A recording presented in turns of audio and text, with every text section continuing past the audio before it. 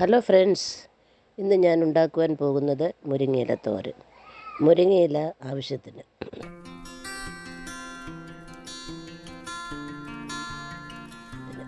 തേങ്ങാപ്പീര 1 cup, കാന്താരി 2-3 എരിവ് അനുസരിച്ച്, ജീരകവും കടുകും 1/4 ടീസ്പൂൺ, സവാള 1, മഞ്ഞൾപ്പൊടി 1/2 സ്പൂൺ, എണ്ണ 1/2 കപ്പ്, ഉപ്പ് പാകത്തിന്, 2 വറ്റൽമുളക്.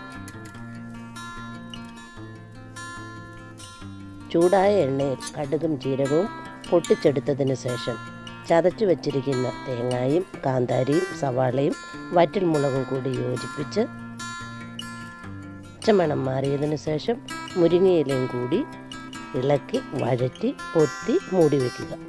1 മിനിറ്റ് കഴിയുമ്പോൾ മറ്റൊരു പാത്രത്തിലേക്ക് പകരുക. നമ്മുടെ മുരിങ്ങയില തോരൻ റെഡി.